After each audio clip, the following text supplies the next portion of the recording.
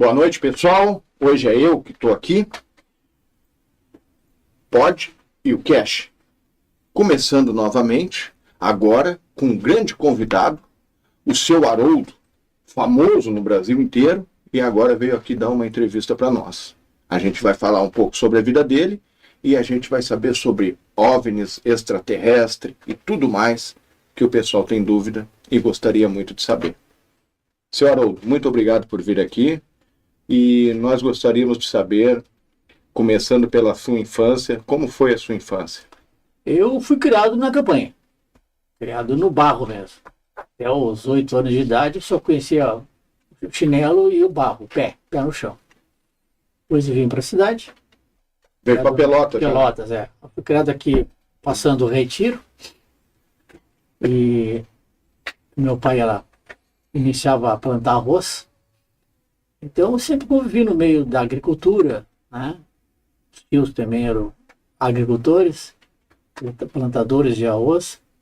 Eu convivi nesse meio. E quando eu vim para Pelotas, eu vim para lá na campanha não tinha, na época era o primário, o ginásio, né? Então eu vim começar os estudos aqui na cidade. Então, eu só tive uma vida boa aqui em Pelotas, fiquei praticamente até os 19 anos aqui, aí saí depois que fiz aviação, saí pelo mundo. E me diga uma coisa, qual foi o seu primeiro emprego e que idade o senhor tinha? Não, emprego realmente, eu trabalhei com a família. Sim. O meu pai tinha engenho de arroz e eu trabalhava no engenho, eu ajudava a assessorar lá. Então, fazia de tudo, era secador, a parte do engenho de beneficiamento, embalagem, então, convivi com o arroz. E na aviação era o esporte, né? E o senhor começou a ajudar ali com que idade, mais ou menos? Eu tinha uns 15 anos. Meu pai, a partir dos 15 anos, disse assim, a férias de colégio acabou a partir de hoje. A férias de colégio era no trabalho. Nós não tinha praia, se nós de viajar para Gramados, essas coisas, não. O negócio era trabalho mesmo. Comandante Haroldo, né? Pode ser. Comandante, uma coisa que eu vou lhe perguntar. O senhor começou a trabalhar com 15 anos, né? As férias do colégio acabou, como o senhor disse.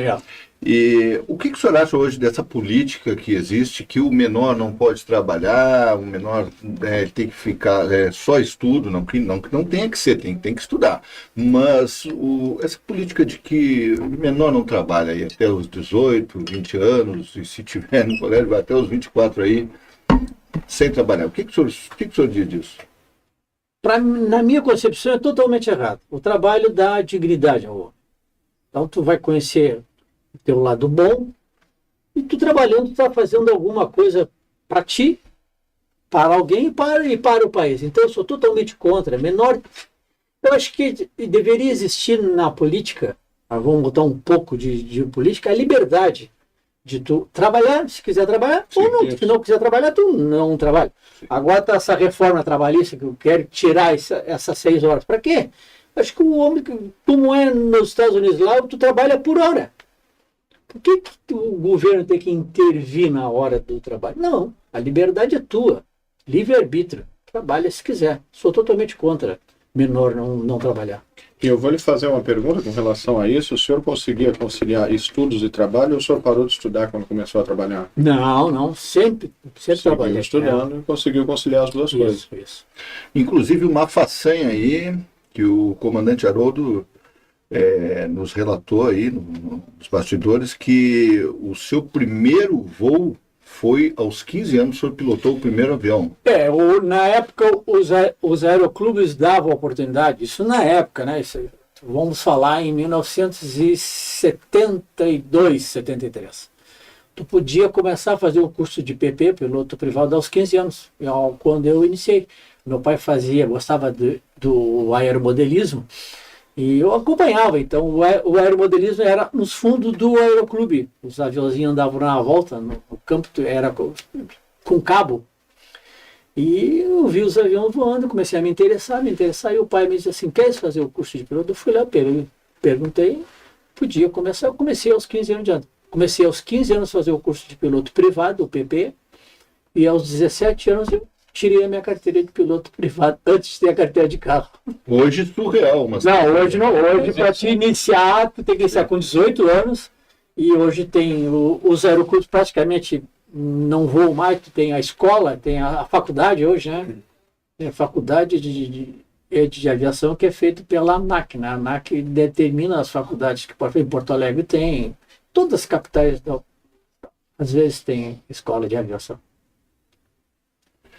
Uma outra pergunta, comandante, o senhor, no caso, não tinha nem carteira de motorista, nem habilitação, não, né? A CNH, na época, a carteira de motorista só podia tirar com 18 anos, né? Mas pilotar um avião podia. Pilotar um avião podia. Surreal. Surreal. Hoje seria um absurdo, né? Não. Na época, normal. Na época, normal. E o senhor teve outro trabalho, além de ser piloto, ou antes de ser piloto, o senhor teve, além de trabalhar com a família, algum outro? O senhor trabalhou com a família depois? Não, somente com a família, estudo, E aí o senhor começou a pilotar? Comecei a pilotar, comecei a gostar da aviação a partir dos 15 anos, né? E praticamente o ano passado, o meu exame médico venceu, eu não refiz porque eu não tenho avião para voar agora, mas... A aviação é como se fosse nós chamamos um vírus, é o aerococcus. Depois que tu absorve ele, não perde mais. E pilotar um avião é que nem andar de bicicleta. Aprendeu uma vez, tu não esquece mais. Mas nós temos um fato aí muito curioso, que o Pod citou aí um pouco antes, quando fez a apresentação. E... Tu é o Cats. Eu sou o Cast. Esse pode. Eu pode. Que num desses voos que o senhor fez, o senhor avistou uma nave extraterrestre. Seria uma nave mãe, né? A princípio ali, o que foi relatado, né? Do tamanho de um estádio de futebol, é isso? Eu tinha um avião próprio meu, era um Tupi, fabricado pela Embraer. É o MB-712, a codificação dele. Eu tinha levado 3 passageiros a Porto Alegre, e aí, como já era noite, eu disse, não vou voltar amanhã de manhã. Fiquei em Porto Alegre, e saí de Porto Alegre por volta de 8h30, sábado, durante o dia, e de Porto Alegre aqui no Tupi leva mais ou menos 1h20 de voo. E eu estou chegando em Pelotas, e aí eu olhei a minha esquerda, balão em cima do Laranjal. Legal, o balão. Aí eu entrei em contato com a torre, disse que tem balonista aqui na praia agora. Não tem, ó. Pega os binóculos aí, olha, porque Pelotas não tem radar. E pela distância que tu tava lá, não dá. Aí eles pegaram, não é balão. Os caras disseram, pô, também não é balão, então eu vou lá dar uma olhadinha. E aí peguei o avião e me desloquei até lá. Aí aconteceu tudo o que aconteceu, que durante o programa a gente vai destrinchando com você. Quando tu te aproximou, começou a definir a imagem do objeto. Quando eu me aproximei, né, aí eu vi que não era um balão. Pelotas não tem radar até hoje, senhor, desculpe interromper. Não, Pelotas não tem. Ou não tinha na época? Não tem. Não tem? Não. O único radar próximo aqui é o radar de Canguçu, que ele dá o apoio à varredura de todo o fim do Brasil, né? Então ele pega a Argentina, o Uruguai e praticamente até Florianópolis, que a varredura deles são 100 milhas. 100 milhas aproximadamente 180 quilômetros é de varredura. E ele não captou esse objeto? Não, aí que está o problema. Quando eu cheguei no objeto, eu comuniquei à Rádio Pelotas, a gente tem a fonia, né? Que ele não era um balão. E eu digo, você pega os binóculos aí, porque a torre de controle, quando não tem radar, eles têm que ter um binóculo de bom alcance. E aí o controlador disse assim, o que é isso aí? Eu digo, isso aqui não é um balão. Não é um balão porque é muito grande e eu estou chegando em cima dele, porque na frente do Laranjal existe uma ilha chamada Ilha da Saragonha. Essa ilha tu não enxerga ela da beira da praia. Incrivelmente ela está quase 1 metro abaixo da linha da água e não entra água para dentro dela. É uma explicação assim, só vai ver essa ilha de barco ou de avião. E se for de barco, você chegar muito próximo a ela, que o barco vai encalhar, porque começa a areia, né? Sim. Aí tu vê uma parte da ilha que é bem grande. O diâmetro dela não posso afirmar, mas é uma ilha grande, deve ter 1 quilômetro e pouco de... É a questão que tu pega bem a linha do horizonte, na verdade, da água, e ela acaba passando para o outro lado e tu não consegue observar. Tu não consegue ver. E aí, em cima dessa ilha da Saragonha, eu avistei esse objeto, e aí eu fui acompanhando ele, né? Acompanhando ele, tive o prazer de ficar aproximadamente 15 minutos na volta dele. Ele parava só? Não, ele se deslocava em direção ao mar a 60 milhas, praticamente 100 km por hora. E nessa velocidade eu tive que acionar um sistema no avião, eu dei um dente de flap, chama de flap, para aumentar a área da asa, porque a 60 milhas eu estou já no pré-stall. Tinha que planar. Eu tinha que entrar no sistema de como se fosse fazendo uma aproximação para pouso. E aí eu fui acompanhando ela, girando. A velocidade do avião mínima para planar, ele... 50 nós, falei 55 nós. Senão ele não tem tentação. Ele já estou ali, eu já estava a 60 nós, ela estava exatamente a 60 nós. Então eu conseguia me deslocar acompanhando ela e tive a oportunidade várias vezes em cima e embaixo. Então eu posso afirmar 2 coisas, a altura dela. Ela tinha 60 metros de altura. E ela girava no eixo dela? Ela girava anti-horário. Anti-horário. Aí eu comecei, como bom piloto que eu sou, né, procurando saídas de gases, que não tinha, ela simplesmente eliminava a gravidade. Não tinha nada embaixo, em cima. Eu tive várias oportunidades de cair assim embaixo. Aí o pessoal da torre disse, chama o controle Curitiba, né, que é através daqui de Canguçu. Aí passei para a frequência de Curitiba, chamei o centro Curitiba, informei a minha posição e informei eles que eu estava em contato visual com um objeto não identificado. Porque eu não podia dizer que era UFO, porque quando eu estou falando com a frequência Curitiba, todos os aviões, no raio de 500 milhas, vão ouvir o que eu estou falando. Uma coisa importante, naquele período era bem cético também, né? Cético total. Porque assim, na aviação, quando eu aprendi na aviação, quando eu fiz o curso na época, os professores e tudo eram civil. E nós tínhamos o nosso instrutor de voo era um sargento da Marinha, comandante Wilson, já está falecido até, já partiu. E ela é muito rígida. Um dia eu falei para ele de disco voador, eu quase fui expulso da aula, do curso. Então eu era totalmente cético a isso, não acreditava. Aí quando eu me topei com esse objeto, eu comecei a acreditar realmente que eles estão aqui. E já estão aqui há muitos anos, né? E o senhor tem ideia de que distância o senhor conseguiu se aproximar dele, mais ou menos? Não, fiquei a menos de 30, 40 metros dele. Eu andei na volta, em cima e embaixo, várias vezes. E comandante, qual era o formato do objeto? Ele era piramidal, ele era um octógono. Eu tenho até umas fotos aqui que eu posso mostrar para vocês terem uma ideia. Complementando aqui, a própria RBS TV, ela fez um documentário com ele, mostrando tudo, né? Aqui também. Tá no YouTube. Posso tirar do Claro.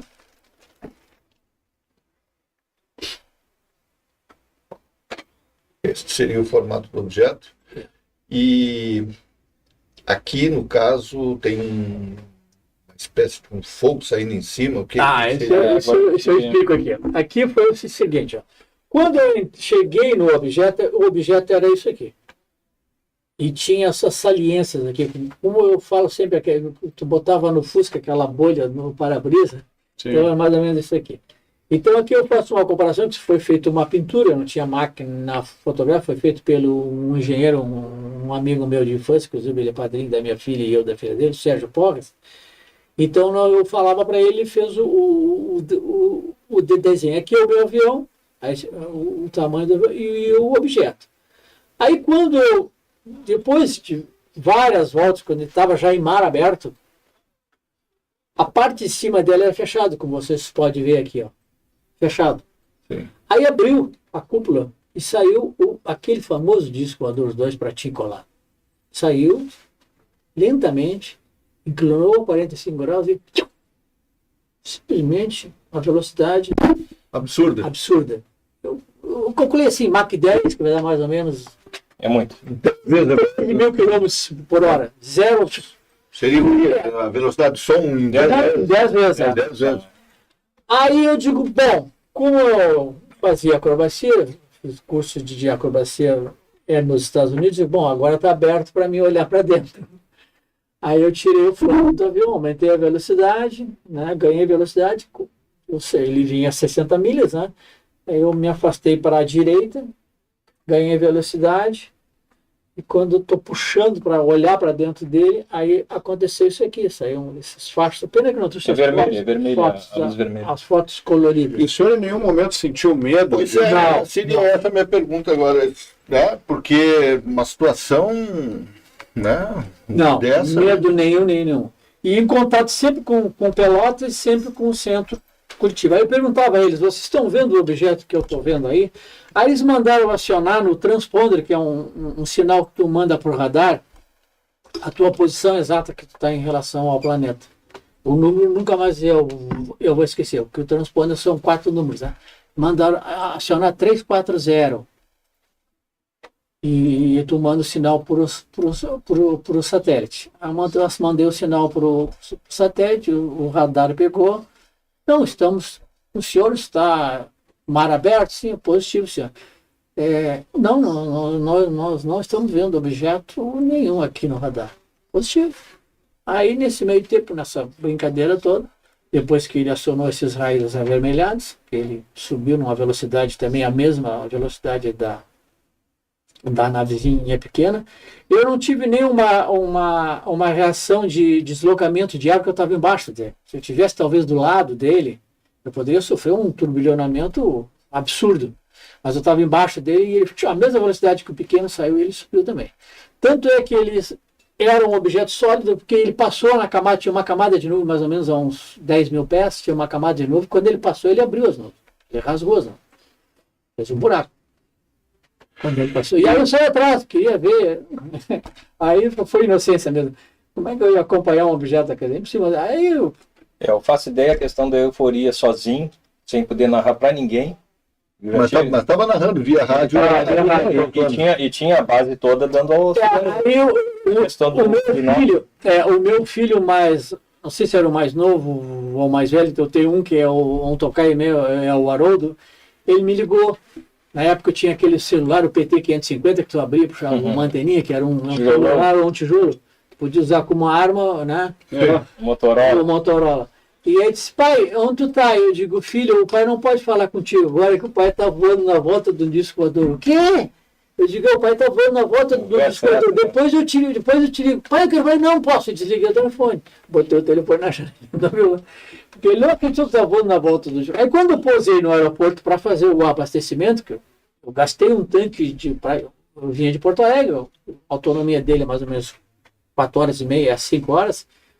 Eu tinha 1h30 de voo até Pelotas e mais praticamente 1h30 que eu fiquei junto com ele, eu gastei um tanque. Aí quando eu estava retornando para cá, falhou o motor, até tive que trocar de tanque, da bomba e tudo. Pousei no aeroporto, aí já estava lá rádio pelotense, RBS. Os caras, o cara tá vendo o disco voador. Aí... Mas o pessoal de solo também visualizou. Isso, aí tem um detalhe. Aí o pessoal do solo fala com o Chaco e diz, olha, eu vou falar alguma coisa para alguém se vocês confirmarem. Eu já sou considerado meio louquinho, faço acrobacia, porque passava embaixo da ponte do São Gonçalo, passava direto com o avião, para ficar brincando. Então... eu não vou falar nada. Aí eu entrei, porque aí eu só acesso aos pilotos pela pista, né? Fui até a torre de controle e disse, olha, se vocês confirmarem o que eu vi e que vocês viram, eu falo, senão eu não vou falar. Eles também tinham visualizado. E o pessoal de solo também visualizou.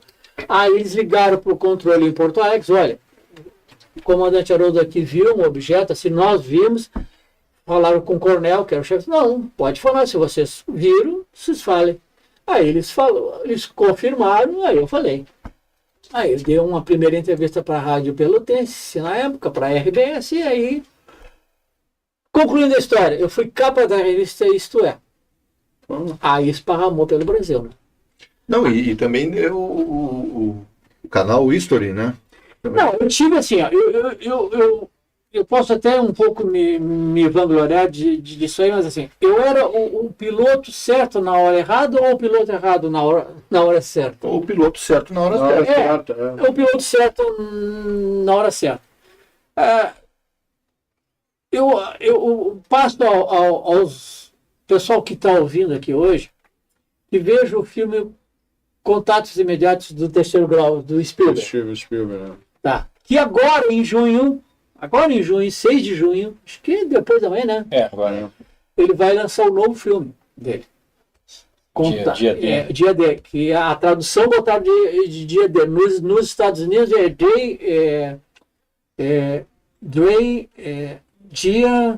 Dia da Liberdade, Liberty Day. O lançamento lá. E aqui no Brasil botaram Dia D.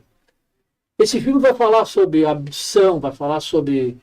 Quer dizer, o Spielberg teve contato já há muito tempo com esses seres. Porque um cineasta não pode inventar da cabeça deles. E o Spielberg, quando foi fazer o Contato do Terceiro Grau, o filme que é muito bom, ele desapareceu uma semana. Ninguém sabia onde é que ele estava. Quando ele voltou, ele começou a montar o filme. Que informações que ele teve? Comandante, a partir desse avistamento aí, né, o senhor teve, porque no caso não houve contato, né? Porque tem contatos são de primeiro, vai até o 9º grau, se não me engano, né? Não, eu não sei quantos graus, tudo aí a tua... se eu não me engano, primeiro, segundo e terceiro grau. Mas se eu não me engano, vai até o 9º grau, que seria uma relação sexual com seres de outro planeta. Se eu não me engano, posso estar errado, mas eu acho que eu vi isso aí, o Sérgio Sarcani, falando sobre que iria até o 9º grau. E então isso foi um avistamento, não chegou a ter um contato. Claro. Não. Contato nenhum, e não tive nenhuma interferência no meu. Então, tu não tivesse interferência nos instrumentos, não. Tudo funcionou normal, tudo normal. Um detalhe, essa narrativa que ele está tendo agora, passando aqui para vocês, na RBS TV fez um documentário que é Luzes no Céu de Pelotas. Vocês podem procurar no YouTube, está disponível lá, tudo com detalhes que aconteceu, com todas as imagens, com tudo colorido ali. Explica bem, até inclusive as pessoas que avistaram junto com ele, dando certificação do fato que ele narrou. Tinha um pessoal na praia. Que depois... no aeroporto de Pelotas, o binóculo potente aquele, o rapaz vai falar no documentário, eu me esqueci o nome dele, ele está lá, ele avistou realmente a potência do binóculo bem grande, e ele conseguiu visualizar o formato piramidal do que ele estava vendo ali. Está no documentário lá, vocês vão ver bem melhor. E aí eu vou, antes de tu fazer a tua pergunta, isso me rendeu o seguinte, eu tive aí eu vou me envaidecer um pouco, eu tive no Globo Repórter, Fantástico, Ratinho e Jô Soares. Então eu fui um cara assim. Aí eu tive o prazer de ir em vários congressos. Um congresso muito bom foi o Congresso Mundial de Ufologia em Brasília. Foi feito lá dentro da sede da igreja. A igreja aquela do pastor aquele que é PT de carteirinha, como é que é o nome dele? Poxa, tu me complicou esse PT não... Não, PT não, o Bolsonaro, que ele vai de verde e amarelo lá, o pastor que grita lá e fala. O Silas Malafaia. Na sede deles lá em Brasília, um troço fantástico. Inclusive, tem uma pirâmide parecidíssima com isso lá. Assim, dentro dessa pirâmide, em cima tem o maior cristal do Brasil, está lá em cima da pirâmide. E esse encontro foi famoso, porque teve gente do mundo todo, teve gente da Alemanha, dos Estados Unidos, da França, da Inglaterra. Esse encontro eu tive contato com... Aí eu fui aprender um pouco de ufologia. Era isso que eu ia perguntar, a partir disso, aí eu comecei a estudar. Da UFO. Aí esse rapaz aqui, nós fundamos, eles fundaram um grupo aqui em Pelotas, da participei. Aí o doutor Edir, que é um médico. Isso. E na época nós trabalhávamos numa casa espírita, né? Até hoje trabalhamos. E aí ele deu essa ideia e começou a juntar um grupo, né? E começou o grupo, muito bom, estudo, mas era um estudo assim, não era só da ufologia, nós estudávamos várias estações. E vinha pessoas diferentes. Aí um dia o doutor Edir falou, eu conheço o Haroldo Stendhal. Quando ele falou aquilo, não acredito. Conhece o Haroldo, aquele assim, é esse mesmo, meu amigo. Traz ele. Que jeito não traz esse homem? Eu louco para conhecer ele. de que jeito? O cara, né, corrido, na época não tinha como, né? O cara era muito... Aí passou o tempo, e aí ele foi lá no grupo, chegou lá com toda a humildade aqui, mesma coisa que ele está aqui, levou material, apresentou para nós ficamos babando olhando aquilo. E a gente fez essa amizade aí desde aquela época, que já faz o quê? Mais de 10 anos, né? Não, faz 10 anos. Mais, Porque esse fato aqui ocorreu agora em outubro, faz 30 anos. Né? Foi em 96 esse fato, 96, né? 8 de outubro de 1996. O Haroldo era muito cogitado, né, cara? A mídia toda queria entrevista com ele, né? Não, sim, uma coisa ímpar, né? Exatamente. É um fato ímpar. E comandante, uma pergunta, já que o senhor... quantos anos o senhor está na ufologia? Em 96 aconteceu o fato. A partir de quando que o senhor... Não, participando desses congressos, então eu fui aprendendo muita coisa. Eu fui encontro em Acapulco, no México, fui em Memphis, nos Estados Unidos. Depois desse encontro do Rio de Janeiro, teve um encontro em Florianópolis muito bom também, vieram vários ufólogos. E aí eu fui em Florianópolis, como tu falou da History Story, a History Story me convidou para fazer uma entrevista com eles, eu fui a Montevidéu. Então, assim, eu sempre aproveitei, nunca comprei nada, né? Porque a minha missão é passar informação. Porque o que vai acontecer, inclusive mais tarde vamos tocar nesse assunto, hoje está vindo muito à tona. E os Estados Unidos foi o primeiro a botar o pezinho na Lua. E eles querem ser o primeiro a revelar isso aí para o planeta. Isso vai dar uma reviravolta em termos de religião, política, geopolítica, muito grande. Quer perguntar alguma coisa, Cast? Não, eu ia perguntar que idade o senhor tinha quando o senhor avistou esse 38 anos. 38 anos, né? Eu estou com 68, então faz 30 anos, bem certinho. E depois o senhor seguiu ainda pilotando. Segui, não, aí só avião particular meu e voando aqui na volta com os amigos e fazendo acrobacia. Eu gostava muito de fazer acrobacia. Eu, como piloto, só tinha um avião que era o T-19, que era um avião da Primeira Guerra, da Segunda Guerra Mundial. Era um avião de treinamento para te voar o P-40, então tu fazia a base de treinamento dele. Um avião todo de madeira, tá? Só a estrutura que era de ferro, as asas de madeira, a fuselagem, a cauda, tudo de madeira. Um avião antigo, foi fabricado em 1945, para te ter uma ideia. Imagina. E fazia acrobacia nele. Aí eu fui fazer um curso de acrobacia nos Estados Unidos. Eu fiz a Basic, que é a básica, né? A Intermediate e a avançada. Tem muita coisa hoje, o assunto, não sei se vai dar tempo. Não, a gente já tem muita coisa. Tem muita coisa, até a gente vai ter que fazer uma parte hoje e outro dia, se tiver disponibilidade de vir porque aqui. Eu acho que um assunto nos conceder essa pergunta novamente, porque a gente ficou com muita curiosidade ainda. Eu vou trazer até as fotos e a colorida que eu tenho lá para vocês. Uma outra, eu fico ansioso porque é tanta coisa para falar. O senhor entrou para esse mundo da ufologia. Pois bem. Através dele, que a gente montou, eles montaram um grupo lá e me chamaram, e aí que eu fui evoluindo. É possível não chamar uma pessoa dessa, né? Sim, não tem como. Aí o senhor começou a estudar a ufologia, isso? Isso. E o senhor estuda a ufologia só aqui no Brasil ou no mundo? Não, porque a ufologia está no mundo todo. Ela aparece no mundo todo. Consequência? Tem aqui, tem na Europa, tem na América. Então, assim, tá se alastrando. Por quê? Cada vez mais eles vão revelar devagarzinho e vai chegar o dia que vão revelar a verdadeira que nós não estamos. Porque seria um absurdo o planeta Terra, dentro da Via Láctea, só para ter uma ideia aos ouvintes aí, a Via Láctea, partir de uma ponta a outra, na velocidade da luz, a 300 mil quilômetros por segundo, tu leva 120 anos. Só a nossa Via Láctea. Só a Via Láctea. E após a Via Láctea? E após a Via Láctea, a constelação mais próxima tem Andrômeda, que está a 180 anos-luz de distância da Terra. É impossível, né? Não tem como. Então, a velocidade da luz seria... Aí, vamos lá, dobra espacial, não adianta, tu não vai conseguir, tu pode dobrar várias vezes o tempo, o espaço, tu não vai... Então, a única maneira que os cientistas hoje têm para te viajar de um lugar para o outro, os extraterrestres ou os intraterrestres que moram aqui, seria através de buraco de minhoca. Aí tu para o tempo e dobra o espaço. Depois a gente até chega nesse assunto, sobre o Muamoa. O que o senhor tem a dizer? O Muamoa não, mas mais sobre o 3 e Atlas. Sim, é. mas anterior a ele teve o Muamoa, que também foi interestelar. Mas o Muamoa era um asteroide. Era um asteroide? Agora o 3 e Atlas não. Não, porque ele não tinha rota definida. Ele devia falar a própria rota dela. Tanto é que quando ele cruzou próximo à Terra, ele parou atrás do Sol, ele ficou estacionado atrás do Sol um bom tempo. Freou. O que ele foi fazer? Se abastecer.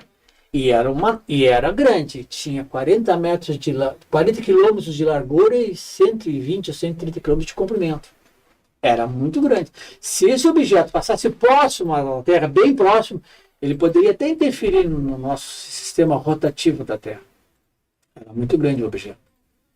Não conseguia ver, quer dizer, só tinha que ter... Uma coisa importante, Haroldo, só para comentar já nesse bloco, quando eles te chamaram lá, que eles te mostraram a mesma imagem que tu tinha visto aqui em Pelotas, eles te depararam com a mesma imagem, né? Só narra isso aí para nós, por favor. Isso foi num congresso em Memphis. Eu dei uma palestra, né? O inglês estava bom, e aí eu mostrei tudo isso que eu fiz aqui, eu tinha visto aqui no Brasil, e aí terminou a palestra e um grupo de uns 4, 5 homens me chamaram no canto e nós gostaríamos de falar contigo. Ele falava inglês em particular.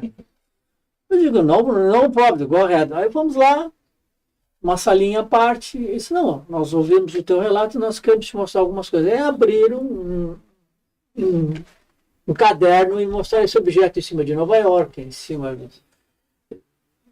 do Monte Fujima, no Japão. Essas pessoas eram militares? Vamos dizer que seria me parecia o da CIA ou os homens de preto. Não se identificaram, mas me mostraram várias fotos do objeto que eu vi. Então, assim... O mesmo objeto. O mesmo objeto. Muito bonitas fotos que eles tinham, mas fotos verdadeiras mesmo. Eu não conseguia fazer foto porque eu não tinha câmera na época, não tinha avião, tu tinha que ter kit de primeiros socorros, né? Kit de emergência. Hoje, se fosse hoje, aí a coisa seria diferente. Mas não apareceram. Uma coisa que deixar bem claro, né, pessoal que está assistindo, para não deixar em xeque. Se ele está trazendo essas informações aqui, porque ele não está sozinho nisso aí. Senão não teria lógica nenhuma. Tu viu? Não era só ele. É um circuito, todos que viram, o pessoal que estava analisando, onde chamaram ele, por que chamaram ele, por que pessoal fizeram, da praia também visualizou. Então são vários fatores. Eu estou fazendo isso aí até para a salvaguarda do Haroldo, porque ele é um cara que está vindo de boa fé para nos trazer essa informação. Exatamente. E aí, muitas das vezes a gente passa até por meio, né? Mas não, porque depois eu vou ler os comentários ali, eu passei o olho já de refilão e já teve um rapaz ali falando que o pai dele presenciou também, de terra ele presenciou e o pai dele narrou isso para ele, mas eu não passei ainda para ler os comentários, só estou dizendo que já tem alguém assinando embaixo. Eu nunca ganhei dinheiro com isso. Eu só tive, assim, hotéis bons, viagem, congresso, conhecer pessoas novas. Mínimo, né, eu aprendi, né? Eu aprendi. Então, assim, o dom foi passar a informação que eu recebi de graça. Isso o Espiritismo explica. O que tu ganha de graça, passa de graça, não cobra. Até porque, né, comandante? Seria muita pretensão nossa acharmos que nessa imensidão que é o universo, que é uma coisa soberba, parece que agora o James Webb descobriu agora, há pouco tempo aí, novas galáxias, aonde cada galáxia dessa tem cerca de 1 bilhão de planetas. Então, até o pessoal aí da NET me corrige se eu tiver errado em algum dado, mas, se eu não me engano, foi vou passar uma informação, então, que vai ser nova para vocês. O James Webb, ele não enxerga, ele vê através da luz. Ele já detectou 60 exoplanetas. E desses 60 exoplanetas, tem 2 por detectado na atmosfera carbono, produzido por máquinas. Nosso famoso camada ionosférica aqui, que tu vai gastando o ozônio, e ele detectou nesses planetas evolução. E o que seria um exoplaneta? É que o seu planeta seria um planeta parecido com a Terra, com água, terra, plantas, etc., que está sujeito à vida. Quer dizer, o nosso planeta, nós temos a nossa evolução, quer dizer, cada um de nós não somos daqui. Nós não somos daqui. Cada um de nós vem de algum lugar. Na verdade, nós somos seres únicos, né? Percebe? A tua digital é única, não tem uma digital. Nós temos hoje aproximadamente 9 bilhões de pessoas no planeta e ninguém tem isso aqui igual ao outro. Assim como é o dedo, assim como é a retina. Para não dizer a tua alma, né? DNA, alma, espírito. Quem é espírita vai entender o que é espírito, quem é alma é os católicos. Então, assim, todos nós somos diferentes. Nós usamos esse corpinho aqui. Um dia nós temos que largar ele. Para onde nós vamos? Não sabemos. A questão da ufologia trata muito esse assunto também. Então, a ufologia ela está praticamente ligada ao espiritismo. 100%, parte dela aceita, outra não, né?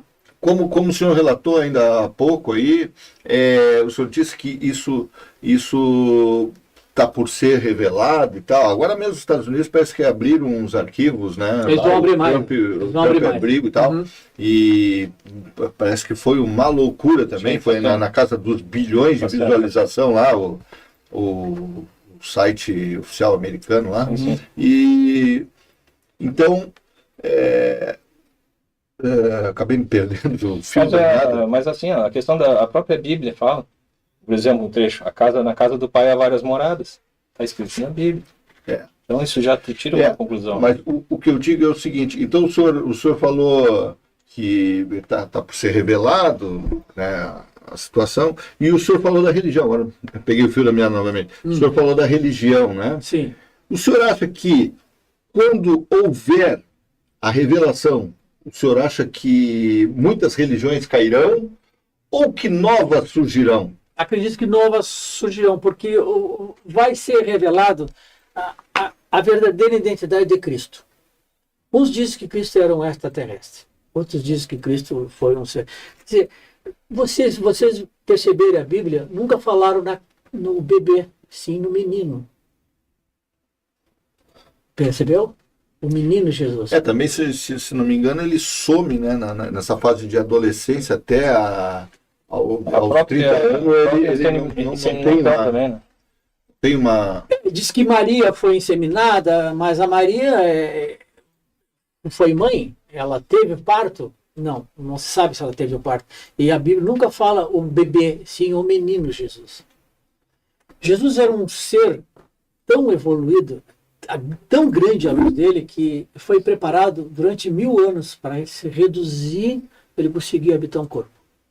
Isso aí... A própria estrela de Belém que acompanhou ele. Acompanhou ele, não era uma estrela. Os 3 reis magos. Não era uma estrela, os reis magos não eram. O senhor acredita, então, que possa haver os astronautas do passado aí? Pode, perfeitamente. Isso mesmo. E aí poderá ter um baque nas religiões que hoje não aceitam os extraterrestres, o catolicismo, os evangélicos. Acredito na vida eterna, eu acho que a vida eterna realmente existe, mas quando nós deixarmos esse corpinho aqui, a alma, o espírito deixar, nós vamos para algum lugar. Dali, vamos para onde? Voltamos para cá? Porque, como ele disse, existem várias moradas na casa do Pai, diz a Bíblia lá. Jesus diz que existem várias moradas na casa do Pai. Gente, fazer uma pergunta então para nós todos aqui. Qual é o contrário de morte? Seria vida. Vida. Não. Contrário de morte, mais uma chance. É vida? Não. É nascimento. Porque vida é sempre vida. Desde que tu veio para cá. É verdade. Entendeu? Então, vida é morte e nascimento. Comandante, o senhor tem conhecimento da Vale do Amanhecer, se eu não me engano, né? Ali, Vale do Amanhecer, é um próximo ao Povo Novo ali. Já ouvi falar, É uma filosofia de vida, onde eles relatam também. Tia Neiva, ela teve contatos, e inclusive dali, desses contatos, foi criado toda uma religião. Hoje eles têm sede em Rio Grande. Eles chamam de religião, né? Seria, também não é uma seita, é uma doutrina. Uma doutrina. E eles têm em Brasília, a sede deles em Brasília, muito grande, muito E eles dizem né? que tem uma comunicação com o extraterrestre. Eu vou contar uma coisa para vocês, que esse aqui participou. Nós fizemos uma vigília, eu, ele, o doutor Edi, mais um outro rapaz. Nós éramos 4. Aí nós fomos até a casa do doutor Edi, que fica no Capão do Leão, uma chácara que ele tem lá. Nós vamos fazer uma vigília. Mas o local assim, ó, totalmente escuro. Totalmente escuro. Fora de luz total. Aí cada um pegou uma cadeirinha, fomos caminhando. Entramos mata dentro, um campo aberto. Quem vai sentar? Norte, sul, leste, oeste? Não, eu vou ficar virado aqui pro oeste. Aí esse aqui ficou virado pro norte, o doutor Edi pro sul e o outro rapaz pro leste. Eu digo, eu vou mostrar para vocês um OVNI hoje. Lembra? Claro. Aí, incrível. A comunicação deles é muito sensível. Para nós, cara. É sensível. Aí eu recebi um comunicado assim, ó, 10 horas. Não, 10 horas, 9 horas. Partiu dele, né? 9 horas. Doutor Dias, 9 horas vai acontecer alguma coisa. Doutor Dias, não, tá brincando? Não. 9 horas vai acontecer alguma coisa. E é aqui, nesse lado aqui.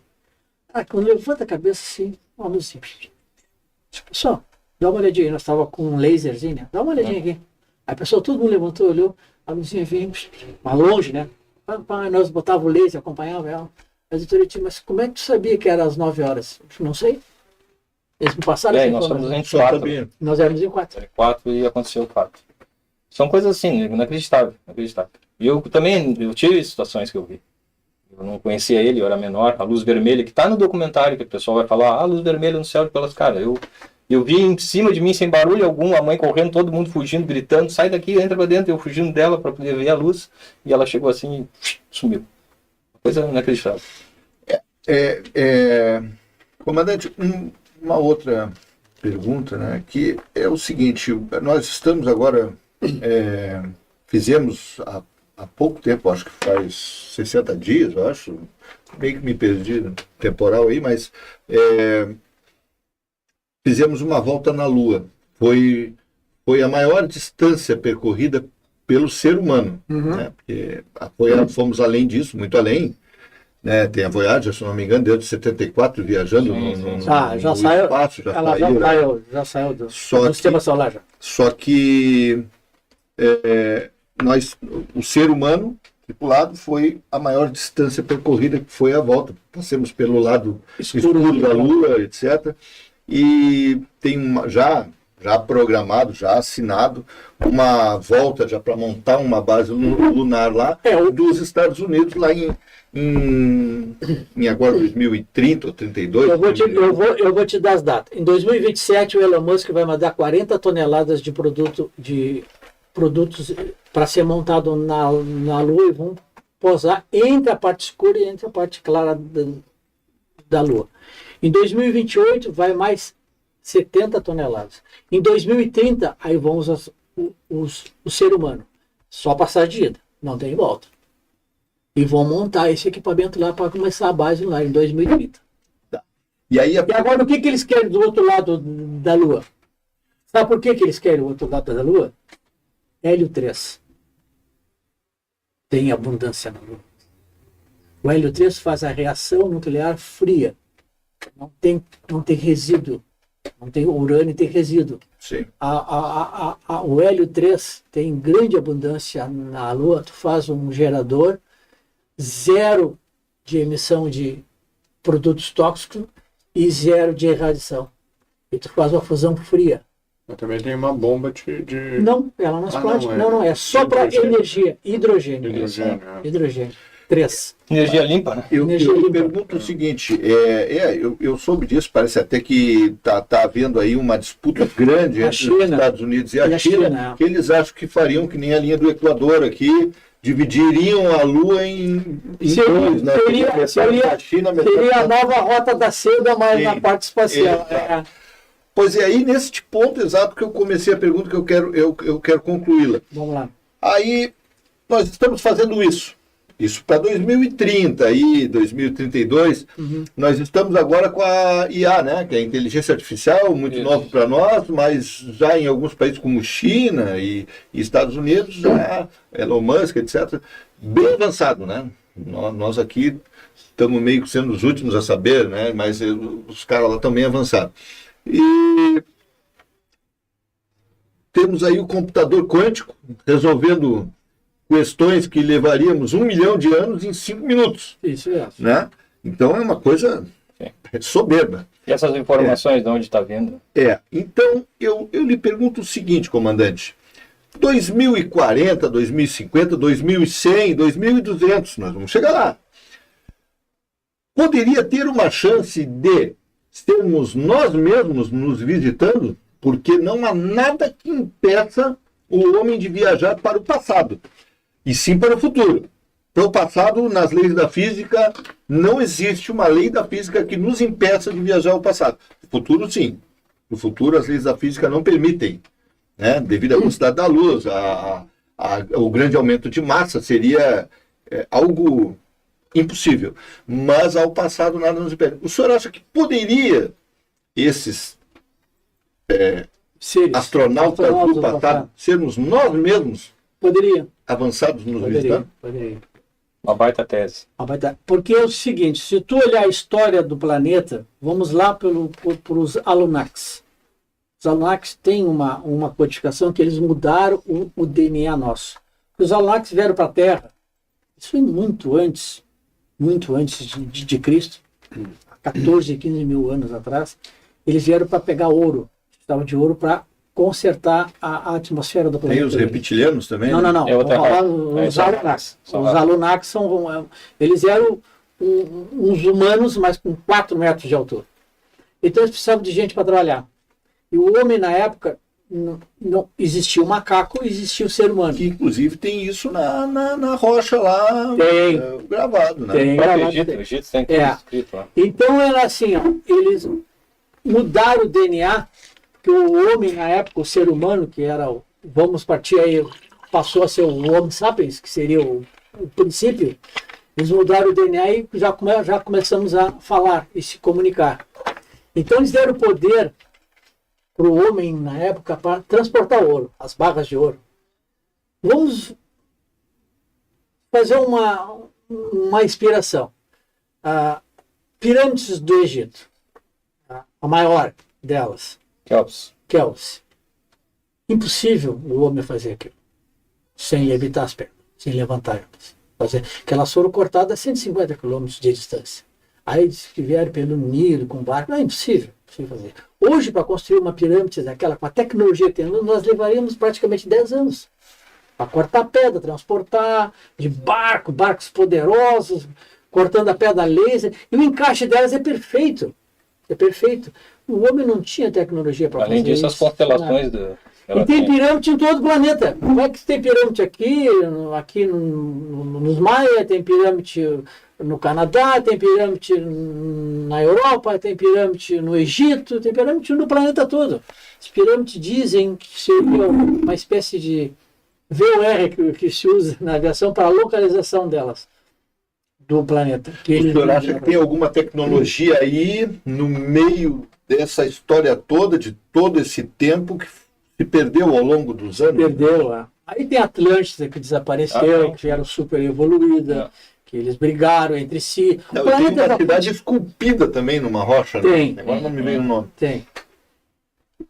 Lá nas tábulas que foram decifradas pela a tábula de Rosetta, né, que fez as primeiras identificações das escritas que o cara fazia com tracinho, pontinho. Então, assim, vamos voltar ao passado. E esses seres poderá ser nós no futuro. Poderá ser nós evoluindo, porque o planeta Terra não suporta mais de 10 bilhões de pessoas. Não tem capacidade para isso. Vai faltar comida, vai faltar alimento. Então nós temos que migrar. E o próximo planeta a emigrar seria Marte. É o que o Elon Musk é viciado em Marte. Que ele já foi, né? Ele já teve. Marte já foi habitado. Marte teve todo o suporte. Tem água subterrânea. Ficou lá. A própria Lua tem água subterrânea. Tanto é que Marte, a rotação de Marte é quase igual à da Terra. Apenas uma diferença de 1 hora. Pequena, Esses assuntos assim vai puxando cada coisa, o homem vai longe. Então eu acho que a distância em relação ao Sol prejudica muito a habitação, né? Mas aí Depende da fisiologia de cada ser, né? Tu pode fazer as causas Sim, a subterrâneo, fisiologia, enterrado, né? Sim. E tu pode fazer de novo. Tu joga a bactéria na terra, ela vai se reproduzir, vai largar gases, vai começar a formar a atmosfera. As pessoas querem muito achar seres igual a nós, né? Vamos achar igual. Não, cara. Existem uns que tu não enxerga, né? Existe os extraterrestres que vêm de fora, existe o intraterrestre, aqueles que estão embaixo da terra e aqueles que estão vivendo no mar. O senhor... Porque, se eu não me engano, o senhor disse que então na sua concepção aí o senhor pode ser nós mesmos nos visitando. É isso? Perfeito. Porque também tem um livro, se eu não me engano, que ele fala sobre essa história de Marte aí, que o homem foi e numa procura desesperadora lá por vida, porque a Marte já não é a mesma coisa que a Lua, né? E a Marte, se eu não me engano, são 7 anos. Não, 6 meses. 6 meses? 6 meses. São 6 meses. Ficar confinado 6 meses no mar. Não é mole. Não, 6 meses para ir a Marte, né? Seriam mais 6 meses para voltar. Teríamos aí um ano. Não, se já vou mandar para a Luz, cara, não vou voltar, para Marte, se vai, ele não vai voltar também. Aí o senhor falou no ponto que eu quero chegar, que é o livro, e ele fala isso, na busca desesperada, os caras foram, cadê os marcianos, cadê os marcianos, cadê os marcianos? E aí vem ele com o filho dele lá e o cara aponta, tá ali. Filho dele na cacunda dele, já havia nascido em Marte, então já era um marciano. Então poderíamos sim ser nós no futuro nos visitando. Aí vamos começar a viajar muito na maionese. Cada livro, Haroldo, pode citar aqui que é Exilados de Capela. As pessoas conseguirem ler Exilados de Capela vai ter uma visão bem ampla do que a gente está falando aqui. Eu vou ter que abrir agora para ler os comentários ali, senão a gente não vai conseguir ler. Eu vou pedir para o Marcelo ali baixar para nós, para a gente conseguir ler os comentários. Obrigado, Marcelo. Podcast ali, mandou um boa noite. Zoeira 24 horas. Fala, seu Haroldo.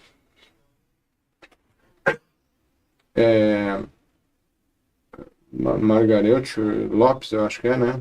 Ela retirou a mensagem. Maria Silva mandou boa noite. A nave emitia algum som? Ela está perguntando se não emitia nenhum som. Margarete Lopes, de novo, eu acho que é Anitta Pito Lopes. Boa noite. Lembro dessa história de disco voador. Meu pai também visualizou, segundo ele, deveria ser um disco voador. Ela lembra da história. Maria Silva, o que o senhor acha que eles querem? O que o senhor acha que eles querem aqui? É uma pergunta, né?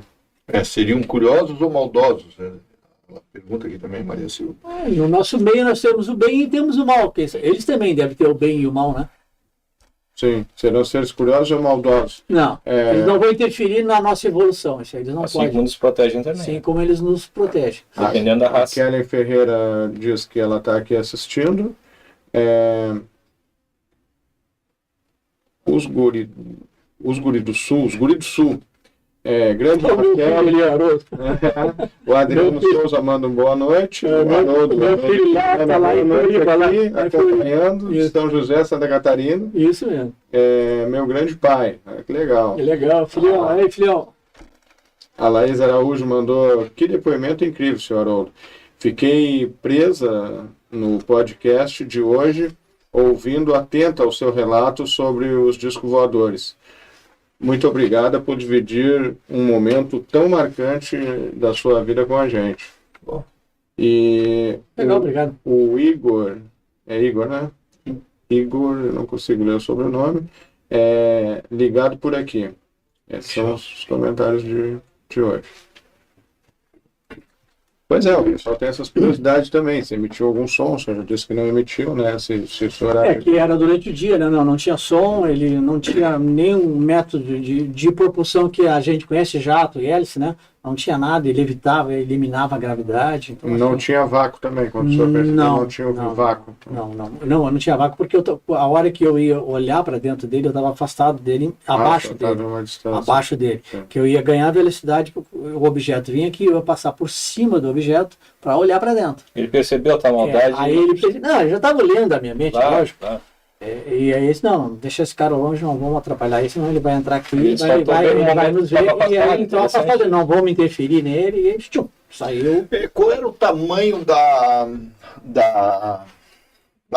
porta que se abriu em cima? Assim, qual era a dimensão dela? Aproximadamente uns 8 metros de diâmetro, porque o disquinho devia ter uns 5 a 6 metros de diâmetro.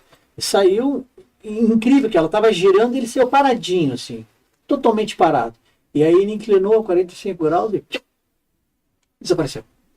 Assim, aí eu digo, pá, agora tá o buraco aberto, agora chegou a hora de eu olhar para dentro. Eles não deixaram. Não era para mim olhar, para mim era para mim só ver a nave, que eles chamam de nave mãe, que era muito grande. Realmente, não tem os porta-aviões que levam os aviões, isso era uma porta-nave, um porta-nave levava a nave. E a tua curiosidade foi maior que o medo de fazer Não, medo eu não tive nenhum, medo zero. Medo zero. Se hoje eu tiver a oportunidade de ver uma nave, me chamarem para entrar, eu vou tranquila, sem problema nenhum. Vocês viram sobre a esfera aquela? Tem o nome? A esfera de... Estou estudando até agora. Aquela esfera que tem apareceu. dentro? Não, eu tenho um relato daquilo ali. Eu não sei se eu passo nesse bloco, deixo para a próxima falar para vocês. Acho que nós vamos muito assunto bem legal. no próximo bloco, porque nós temos também esse assunto que o senhor falou aí, sobre a distância, né, que nós temos aí. Esse nosso sistema solar aí, como o senhor disse, lá em Marte, aí 6 meses, consegue chegar e tal. Uhum. Mas já é algo surreal para nós hoje com a nossa tecnologia, né? Os caras estão brigando para ver quem é que consegue chegar lá primeiro. Parece que pela corrida aí Elon Musk, mas não dá para afirmar nada. Mas nossos planetas, além de alguns não ter a menor condição da gente pousar nem nada. Uhum. São 4 planetas sólidos, né? Mercúrio, Vênus, Terra, Marte. O resto é gasoso. É gasoso. Se bem que eles têm um núcleo, né? Mas seria inviável. Não, né? Seria inviável. Mas as distâncias a percorrer são coisas absurdas. Aí teria que atingir a velocidade da luz para isso. Parece que nem assim, porque... Não, aí vai tranquilo. Seria a velocidade do som hoje, por exemplo, se uma nave, se nós tivermos uma base em Marte, para falar com a Terra, leva 8 minutos. A mesma velocidade que a luz do Sol chega na Terra. Leva 8 minutos a velocidade da luz. Tu fala, oi, como é que tá as coisas aí? Vai viajando, a velocidade da luz chega lá, o cara, 8 minutos depois escuta. Parece-me que da Via Láctea, para qualquer ponto, seria se nós sairmos da Via Láctea, se nós vamos falar em galáxias, o que tem de galáxia, eles calculam 400 bilhões de galáxias. Exato. Mas para qualquer ponto, para sair do universo, como ele continua se expandindo, seria em torno de 1 bilhão de anos viajando na velocidade da luz. Então seria uma coisa... E além disso tem o multiverso. Né? O multiverso seria um absurdo. Mas o que eu quero lhe perguntar é o seguinte, antes o senhor citou isso, sobre os buracos de minhoca, ou a dobra no espaço-tempo. Não, a dobra espaço-tempo não daria, porque naquela série, a Enterprise, eles faziam a dobra espacial. Star Trek, a dobra espacial. Isso é bom sair, eu vou fazer rápido. Quando o Capitão Kirk falava com a nave, ele abria um aparelhinho assim, Kirk para a Enterprise, lembra? Lembro. Tá, aquele era o celular, lembra? Era o celular. Tá. Quando o Dr. McCoy ia examinar um paciente naquela cama, ele passava um aparelhinho em cima da pessoa e via os órgãos. O que nós temos hoje? Ultrassom. Então, o que eles mostravam há 30 anos atrás, nós temos a realidade hoje. Qualquer médico tem ultrassom. Porta que abrir. As portas que abrir. Hoje tem as casas futurísticas, hoje tem pelo celular, hoje tu comanda o teu carro, a tua casa, o teu carro tu bota o E o senhor acha que isso seria ficção se tornando realidade, ou isso seria já informações privilegiadas da época? Já seria informado. O Capitão Kirk, ele teve o privilégio de ir para o espaço. O Elon Musk, há 2 anos atrás, deu a viagem para o espaço para ele de graça. Ele foi, embarcou, ele foi na nave. Ele não foi no espaço, eles vão a 100 quilômetros, que é a fronteira do espaço. Eles não chegam a sair fora. A nave fica flutuando ali uns 5 minutos e aí começa a cair a a gravidade chama ela de volta. Então o Capitão Kirk teve a oportunidade de... Tudo O ator, né? O ator. Já se encontra aí tava, com, acho que com 80 e poucos, 90 anos. Na época da filmagem desses filmes não tinha tecnologia, nem pensava. Era ficção científica. O senhor citou agora a Enterprise e Star Trek. O senhor já viu Interestelar? Vi. Como não, né? Porque ele passava de um lado para o espaço-tempo, né? Isso. O Interestelar vai ser assim, ó. Tu para o tempo e avança no espaço. O tempo não existe. Então tu saía daquela... E tu ia lá para... um buraco de minhoca, né? Tanto é que eles entram no coisa e o corpo se separa. Lembra que ele faz... Sim. A cada hora, lá no outro planeta, eram 14 anos na Terra. O corpo se separa ali, o senhor diz o buraco negro, buraco negro. Seria de uma... Não, o buraco de minhoca. O buraco negro é absorve a luz. Mas o buraco negro é que causa esse efeito espaguete, não é? Porra, eu não sei. Aí fugiu a minha... A teoria diz que sim. A luz que tiver ali vai expandir até afinal no ponto que ele some. Qualquer coisa, né? Sim, qualquer coisa. Diz que o buraco de minhoca, se tu entrar, tu não sai mais. Vai pra onde? Não sabe. É que tem... As explicações é que tem multi-universos, né? Um coladinho no outro. Que acontece aqui. A ciência quântica hoje, ela te bota um pé. Agora, o novo chip, aqui, ó, isso é muito importante, vocês que estão ouvindo. Isso antes de vir para cá, eu dei uma pesquisada. Eu vi ontem. O novo chip criado pela Google, da nova inteligência artificial, não é nem sólido, nem líquido, nem gasoso. Quântico, orgânico. Então, a tecnologia dele, ele não vai trabalhar com 0, 1. Ele vai trabalhar com quadrados e triângulos. Que é o computador quântico que eu citei. Ele vai trabalhar com quadrados e triângulos, não vai ser números. A velocidade dele é inimaginável. E a energia e a inteligência artificial, ela poderá interferir na nossa vida. O homem não controlar, ela vai evoluindo. A medicina está usando isso para fazer motores micro. Né? É um bebê que ela vai evoluindo. Chama-se a nanotecnologia, né? O projeto um robozinho. Futuro, vamos lá, rapidinho. Futuro, a criança vai nascer, corta o cordão umbilical, pega o sangue, vê o código genético, analisa tudo, as probabilidades de doença, e aí injeta no sangue dela já os robozinhos programados por tipo ano tal, dia tal, ele atacar a célula cancerígena que vai se formar no pâncreas ou no... E sabe o que está pegando mais agora tudo isso? Sim. É a bateria para alimentar eles. Ainda não tem uma tecnologia totalmente... Isso que o senhor citou seria um sistema imunológico avançado e programado por nós. Ele vai atuar no que ele foi programado. Mas aí, são teorias ainda, né? Comandante, o senhor acha que no futuro, então, pelo que o senhor está me relatando aí, pelas coisas que o Eduardo e o senhor conversaram aqui, o senhor acha que no futuro a ciência e a religião pode se fundir? Vai acontecer isso, mas há milhares de anos, vai ser muito difícil. Porque a religião não vai aceitar muito a ciência. Ela não aceita a ciência, ela empurra a ciência. Mas o Vaticano estuda muito. O Vaticano tem várias informações. A biblioteca do Vaticano, só pouca gente entra lá dentro. Tanto é que a nossa Bíblia, ela foi totalmente modificada lá pelo Papa, foi o quarto Papa, como é que é o nome dele? Eu não lembro o nome dele, mas vamos lá, não foi o Gregório, como é que foi o nome do Papa? Bom, e tem vários textos da Bíblia que foram tirados. Tem um texto de Judas, tem de Maria, tem o texto de aquele cara que eu falei nele, como é que é que ele saiu numa carruagem de fogo, tá na Bíblia até. Bom, não veio o nome dele agora. É que as religiões fazem a Bíblia a moda da casa também, né? O que convém, as coisas assim, né? Mas não é o caso hoje o assunto. O assunto hoje é disco voador, ufologia. E o que o senhor acha que eles estavam fazendo aqui, naquele dia? Vou fazendo pesquisa. Assim como tu vê objetos por aí, estão pesquisando. Assim como nós temos pesquisadores que vão a campo, eles vão a campo. Eles nunca saíram, na verdade. Tiveram aqui e estão aí, né? A água, né? Ali na lagoa, a Laguna dos Patos, que não é lagoa, é laguna, de tão grande que é aquilo ali. E ela tem uma profundidade muito grande.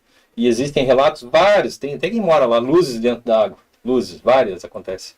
Teve uma narrativa aí, tá, o pessoal pode pesquisar, jornal aqui de Pelotas. Eu já falei isso no podcast. Eles vinham à noite, o último ônibus que ia pro Barro Duro. Se teve alguém no ônibus aí, sabe o que eu tô falando. Não é eu, tô passando a informação. Eles vinham ali, todas as pessoas avistaram uma nave saindo dentro da água. Passando o último ônibus ali, o pessoal gritando, o motorista, todo mundo entrou em pânico. E é uma nave discoidal saindo de dentro toda iluminada dentro da Lagoa dos Patos. Isso é um dos casos, né?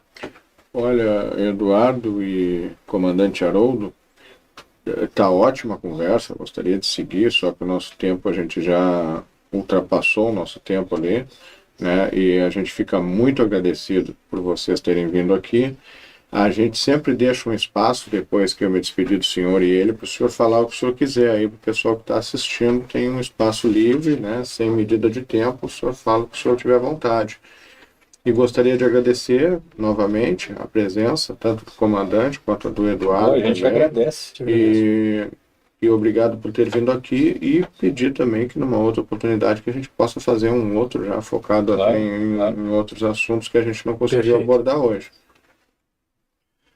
Eduardo, comandante, queria agradecer e também dizer ao senhor que o senhor citou ali no início da conversa, que o senhor ia se vangloriar um pouco, que o senhor esteve lá no Memphis e foi entrevistado pela Globo, etc. e tal, pelo The History Channel.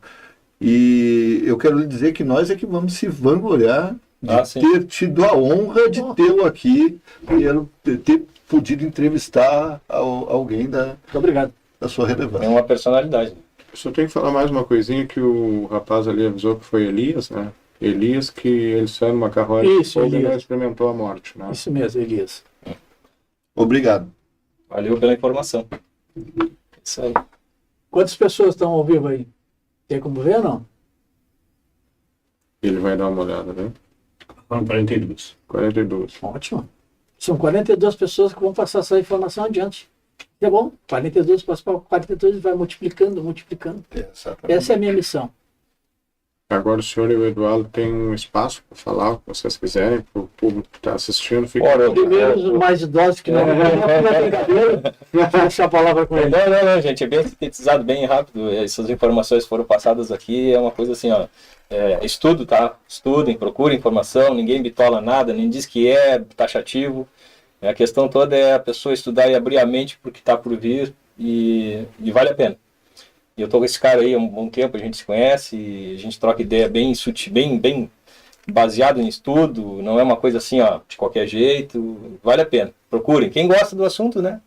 Então a gente gosta, a gente tá sempre na volta, querendo saber mais. E agradecer vocês aí por nos trazer aqui e nos abrir esse campo, essa oportunidade de estar junto aqui, debatendo esse tipo de assunto. Haroldo, por favor. Eu aconselho quem gosta de discos voadores que vão no YouTube e busquem o filme Contatos Imediatos do Terceiro Grau do Spielberg. E não deixe de ir ao cinema agora. Agora não deixe de ir no filme que vai lançar agora, eu acho que é dia 6 de junho. Agora ele vai avançar bem mais, porque nós estamos prestes, pelas informações que a gente tem, em final de 2026, início de 2027, a revelação virá. E aí vão haver muita transformação. Então tem pessoal que está assistindo aí, preparem-se, porque a coisa não é que vai ser feia, vai ser bom. Nós vamos evoluir, eles vão passar tecnologia, vão passar informações. Isso é bom. Eu gostaria de ter contato físico com eles. Não vão me fazer mal, nem a mim e a ninguém. A ideia deles é evoluir, fazer nós evoluir mais rápido. Porque hoje o planeta está bem passando de provas e expiações para regeneração. Então acho que a função deles aí seria um divisor de águas, nos ajudar a evoluir. Nós temos que evoluir, porque nós estamos parados no tempo. Tá bom. Muito obrigado, comandante. Muito obrigado mais uma vez, Eduardo. Obrigado. Até a próxima.